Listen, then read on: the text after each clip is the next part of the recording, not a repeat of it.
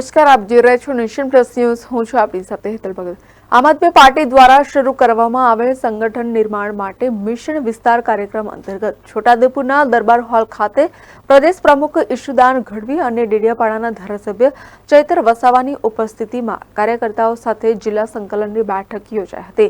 ચૈતર વસાવાએ સરકારને ઘેરી હતી. આમ આદમી પાર્ટી દ્વારા આગામી સ્થાનિક સ્વરાજ્યની ચૂંટણીને ધ્યાનમાં લઈને શરૂ કરવામાં આવેલ સંગઠન નિર્માણ માટે મિશન વિસ્તાર કાર્યક્રમ અંતર્ગત છોટાઉદેપુરના દરબાર હોલ ખાતે આપના પ્રદેશ પ્રમુખ ઈશુદાન ગઢવીની ઉપસ્થિતિમાં જિલ્લા સંકલનની કાર્યકર્તાઓ સાથે બેઠક યોજાઈ હતી. આ બેઠકમાં રાષ્ટ્રીય નેતા ગોપાલ ઇટાલિયા, ડેડિયાપાડાના ધારાસભ્ય ચૈતર વસાવા, પ્રદેશ મહામંત્રી મનોજભાઈ સોરઠિયા, જિલ્લા પ્રમુખ રાધિકાબેન રાઠવા સહિત મોટી સંખ્યામાં કાર્યકરો અને હોદ્દેદારો ઉપસ્થિત રહ્યા હતા. પ્રદેશ પ્રમુખ ઈશુદાન ગઢવીએ જણાવ્યું હતું કે આગામી સ્થાનિક સ્વરાજ્યની ચૂંટણી આવે છે, તેમાં આમ આદમી પાર્ટી તાકાતથી લડશે અને સ્થાનિક સ્વરાજ્યની ચૂંટણીઓને ધ્યાનમાં લઈને વિવિધ મુદ્દાઓ પર આ બેઠકમાં ચર્ચાઓ કરવામાં આવી હતી. આજે મિશન વિસ્તાર આમ આદમી પાર્ટીના કાર્યક્રમ અંતર્ગત માનનીય અમારા રાષ્ટ્રીય નેતા ગોપાલભાઈ, માનનીય અમારા લોકલાડીલા ધારાસભ્ય શ્રી અને કાર્યકારી અધ્યક્ષ શ્રી ચેતરભાઈ, સંગઠન મહામંત્રી મનોજભાઈની આગેવાનીમાં અમે જિલ્લે મિશન વિસ્તાર કાર્યક્રમ અંતર્ગત મિટિંગો કરી રહ્યા છીએ, જેમાં પ્રદેશની ટીમ જિલ્લામાં આવશે, જિલ્લાની ટીમ તાલુકામાં જશે, તાલુકાની ટીમ ગામમાં જશે અને શહેરની ટીમ વોર્ડમાં જશે. 1 વર્ષ સુધી આ કાર્યક્રમ ચાલશે, જેમાં 55,000 બૂથ ઉપર 1 થી 5 વ્યક્તિઓ બૂથ ઇન્ચાર્જો નિયુક્ત કરવાનો અમારો ટાર્ગેટ છે. સાથે સાથે જે આગામી સ્થાનિક સ્વરાજ્યની ચૂંટણીઓ આવી રહી છે, જેમાં લોક પ્રશ્નો ઉઠાવવા, લોકોના પ્રશ્નો ઉઠાવવા, એના માટે જે ઉમેદવારો લડવા માંગે છે એ અને સંગઠનના લોકો આગામી સમયમાં આમ આદમી પાર્ટીના રસ્તાઓ ઉપર હશે, લોકોના પ્રશ્નો ઉઠાવશે, લોકોના પ્રશ્નોને વાચા આપશે. એ માટે કાર્યક્રમોમાં અમે અત્યારે માર્ગદર્શન હોદ્દેદારો અને પદાધિકારીઓને આપ્યું છે. આગામી છોટાઉદેપુરની પણ ચૂંટણી આવી રહી છે, ત્યારે એમના ઉમેદવારોની પસંદગી કરવી, છોટાઉદેપુરમાં વોર્ડ વાઇઝ અમારી ટીમો બનાવી અને ઉતારવી મેદાનમાં, કારણ કે ઘણા સમયથી નગરપાલિકાઓનો વિકાસ એ ભાજપના રાજમાં, જ્યાં ભાજપની નગરપાલિકાઓ છે ત્યાં ભ્રષ્ટાચાર થાય છે અને જ્યાં બીજી નગરપાલિકાઓ છે ત્યાં ભાજપ કોઈ ગ્રાન્ટ ન ફાળવીને પગાર વિહોણી રાખે છે. ત્યારે આ તમામ મુદ્દાઓને લઈને આગામી સમયમાં છોટાઉદેપુર ક્ષેત્રની નગરપાલિકાઓની જે ચૂંટણી આવે છે, તાલુકા જિલ્લા પંચાયતની ચૂંટણી આવે છે, એમાં આમ આદમી પાર્ટી મજબૂતાઈથી લડશે. ડેડિયાપાડાના ધારાસભ્ય ચૈતર વસાવાએ જણાવ્યું હતું કે હાલમાં ગુજરાતમાં ભારે વરસાદને પગલે કેટલાક વિસ્તારો પ્રભાવિત થયા છે. ભરૂચ અને વડોદરાની પરિસ્થિતિ ખૂબ વિકટ બની હોવા છતાં કોઈ પણ નેતા પીડિતોને મળવા આવ્યા નથી. ચૈતર વસાવાએ મોટું બજેટ આવવા છતાં પાણીનો નિકાલ કરવા માટે કામગીરી થતી ન હોવાના આક્ષેપ કર્યા હતા. ભરૂચના સાંસદ મનસુખ વસાવાએ નર્મદા અને ભરૂચમાં કેટલા ઉજાગરા કર્યા કે તેઓ સાંસદમાં ઊંઘી જાય છે. બજેટની મહત્વની ચર્ચા ચાલતી હોવા છતાં મનસુખ વસાવા ઊંઘી જાય છે. તો ચૈતર વસાવાએ વધુમાં જણાવ્યું હતું કે દાહોદ જિલ્લામાં આદિવાસી લોકોના સર્વાંગી વિકાસનું બજેટ આપવામાં આવ્યું હતું. કરોડો રૂપિયા ફાળવવામાં આવ્યા, પણ સ્થળ ઉપર કોઈ કામગીરી કરવામાં આવી નથી, જેની તટસ્થ તપાસની માંગ કરવામાં આવી છે.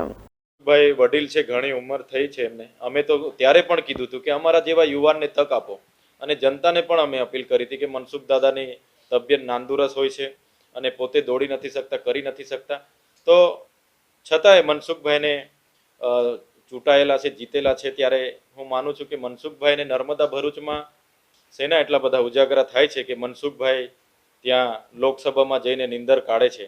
એટલે મજાની વાત તો એ છે કે મનસુખભાઈ છેલ્લા 30 વર્ષમાં બસ દિલ્હી જઈને લોકસભામાં ઊંઘવાના જ કામ કર્યા છે. એના લીધે જ આજે ભરૂચ અને નર્મદા જિલ્લાના લોકોના કામો થયા નથી. જ્યાં બેસીને મનસુખભાઈ બજેટની ચર્ચા થતી હોય, આજે નર્મદા જિલ્લામાં 98 શાળામાં 1 શિક્ષક છે, શાળાઓના ઓરડાઓ નથી, હોસ્પિટલોમાં 50% સ્ટાફ નથી, અહીંયા નર્મદાનું પાણી સિંચાઈ માટે નથી. ત્યારે આવા ગંભીર મુદ્દાઓમાં બજેટની ચર્ચાઓ થતી હોય અને મનસુખભાઈ આરામથી ઊંઘ લેતા હોય, એટલે એ જ બતાવે છે કે માત્ર ને માત્ર પાર્ટીના સિમ્બોલ પર ચૂંટાઈને દિલ્હી જઈને આરામ કરવાનું, ત્યાંનું ટિફિન ખાઈને પાછું ગુજરાત આવી જવાનું. એટલે હવે લોકોએ વિચારવાનું છે કે આવનાર દિવસોમાં લોકો વચ્ચે રહેનારા, કામ કરનારા નેતાને લાવવા છે કે ત્યાં લોકસભામાં જઈને નિંદર કાઢવાવાળા લોકોને લાવવાના છે. આપે જોયું હશે વડોદરા જળબંબાકાર થઈ ગયું છે, ત્યારે વડોદરા મહાનગરપાલિકામાં હજારો કરોડનું વાર્ષિક બજેટ આવે છે ટાઉન પ્લાનિંગ માટે. છતાંય ત્યાં જે શાસનમાં હોય એ સ્ટેન્ડિંગ કમિટીના ચેરમેન, મેયર તમામ લોકો પોતાના ભાગે શું આવશે એમ બેસીને બધું ડિવાઈડ કરતા હોય છે. સાથે સાથે ત્યાં જે બુલેટ ટ્રેનનો પ્રોજેક્ટ પસાર થયો છે એ લોકોએ પણ ત્યાં ખૂબ મોટી કાસો બનાવી દીધી છે, જ્યાંથી નદીનું વહણ હતું એને અટકાવીને એમના અવર જવર માટે બિન પરવાનગી ખાણ ખનિજ વિભાગ બધાને સાથે મિલીભગત કરીને આ ઊભું કર્યું છે. એના લીધે આખી વિશ્વામિત્ર નદી વડોદરામાં થઈને પસાર થયેલી છે. સાથે ભરૂચની વાત કરીએ, ભરૂચમાં ગયા વર્ષે પણ ખૂબ મોટી પૂરની સ્થિતિ સર્જાઈ હતી, અને આ વર્ષે પણ એ જ રીતે પૂરની સ્થિતિ સર્જાઈ ગયેલી છે અને કેડસામાં પાણી ભરાઈ ગયેલા છે. ત્યારે ત્યાં પણ કરોડોનું બજેટ આવે છે, પણ નગરપાલિકામાં વર્ષોથી સત્તામાં રહેલા લોકોના હિતોને ધ્યાનમાં રાખ્યા વગર બારોબાર બજેટનું સગે વગે કરવાનું કામ કરે છે. ત્યાં જે એમના ભાજપના લાગતા વળગતા બિલ્ડરો છે, એ જે પાણી નિકાલની કાસો છે, નાળા છે, કોતરડા છે, એના પર ગેરકાયદેસર કોમર્શિયલ બાંધકામો પણ કરી દીધેલા છે. એના લીધે પણ પાણી ખાટકી ગયેલા છે. એવી રીતના સુરતમાં પણ ખૂબ મોટું 10,000 કરોડનું બજેટ આવે છે, છતાંય ત્યાં ગટર કે નાળા કે કોઈ પણ જાતની વ્યવસ્થામાં ત્યાંનું ચૂંટાયેલી પાંખ આપતી નથી. એના લીધે આવી સમસ્યાઓ સર્જાય છે. ત્યારે આજે ભાજપના એક પણ ધારાસભ્ય, એક પણ સાંસદ કે એક પણ કોર્પોરેટર લોકો સાથે નથી. જ્યારે મત લેવાના હોય ત્યારે લોકોની વચ્ચે આવે છે. પણ જનતાને પણ અમે અપીલ કરીએ છીએ કે જ્યારે પણ લોકો મત લેવા આવે ત્યારે આ સ્થિતિને આગળ ધરીને એમની પાસે જવાબ માંગવાનો જનતા પણ જાગે, એ આપના માધ્યમથી જનતાને પણ અપીલ કરીએ છીએ. અમે દાહોદ આઈએસ અધિકારી સ્મિત લોધા સાહેબે જે અમને માહિતી આપી છે, એમાં દાહોદ જિલ્લાને એક પછાત જિલ્લા તરીકે સ્પેશિયલ સેન્ટ્રલ આસિસ્ટન્ટમાં અને આર્ટિકલ 275(1) હેઠળ દાહોદ જિલ્લાના લોકોના સર્વાંગી વિકાસ માટે, ઉત્થાન માટે કેન્દ્ર અને રાજ્ય સરકારે કરોડો રૂપિયાનું બજેટ આપ્યું હતું. એમાં આપ જોઈ શકો છો 102 કરોડના જે સેન્ટ્રલ આસિસ્ટન્ટનું બજેટ હતું, તો જે તે અમલીકરણોને એ પેમેન્ટ ચૂકવી દેવામાં આવ્યું છે, પણ સ્થળ પર આજ દિન સુધી કોઈ પ્રકારના કામો થયા નથી.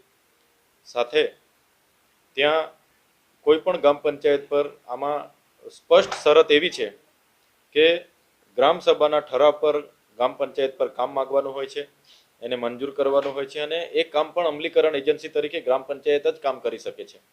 છતાંય બહારની એજન્સીઓ એમના પ્રોજેક્ટો લઈને આવી 102 કરોડ રૂપિયાના બારોબાર પ્રોજેક્ટો મંજૂર કર્યા, રિનોવેશન, અપગ્રેશન, ફલાણું ઢીકણું કરીને, અને પેમેન્ટ એજન્સીઓને ચૂકવી પણ દેવામાં આવ્યા છે. ત્યારે દાહોદના લોકોને શી જરૂરત છે એ પ્રમાણેનું આયોજન નથી થયું, પણ એમાંથી કેટલી ટકાવારી અધિકારીઓને અને કેટલા પૈસા એજન્સીઓને અને કેટલી ટકાવારી નેતાઓને મળશે એ પ્રમાણે આયોજનો કરીને બારોબાર મંજૂર કરીને પેમેન્ટો ચૂકવી દેવામાં આવ્યા છે.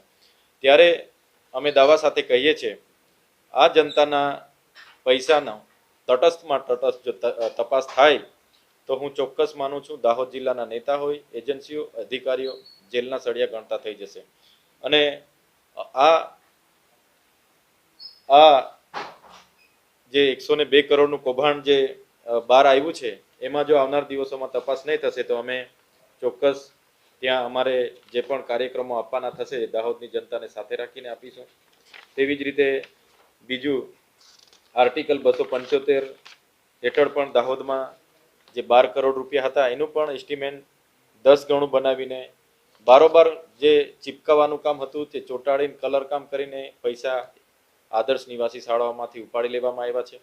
આદર્શ નિવાસી શાળાઓની અમે ત્યાંથી અમારા લોકોએ જોયું અને જાણ્યું તો ત્યાં બસ માત્ર નાનું મોટું કામ મૂકીને સામાન પૂરું પાડીને ભૌતિક સુવિધાના નામે 12 કરોડ રૂપિયા એમાં પણ ઉઠાવી લેવામાં આવ્યા છે.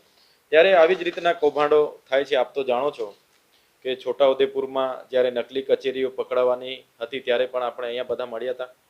એવી રીતના ખૂબ મોટું કૌભાંડ દાહોદ જિલ્લામાં થાય છે. આવનાર દિવસોમાં તટસ્થ તપાસ થાય તો તમામ વિગતો બહાર આવે એવી છે. અને દર વર્ષે હજારો કરોડના કૌભાંડો જે નવસારી, સુરત, વડોદરા અને અમદાવાદની એજન્સીઓ આવી રીતના કરતી હશે, અને ત્યાં જેટલી પણ એનજીઓ છે એ પણ આદિવાસી બજેટ પર જીવતી હોય એવું અમને લાગી રહ્યું છે. અને આવનાર દિવસોમાં તમામ બાબતે અમે ઉજાગર કરવાના છે. Rehan Patel, Nation Plus News, Chhotaudepur. સમાચારોના સતત અપડેટ મેળવવા માટે અમારી નેશન પ્લસ ન્યૂઝની યુટ્યુબ ચેનલને સબસ્ક્રાઇબ કરો, બેલ આઇકન દબાવો અને જોડાયેલા રહો ફેસબુક, ઇન્સ્ટાગ્રામ અને ટ્વિટર પર.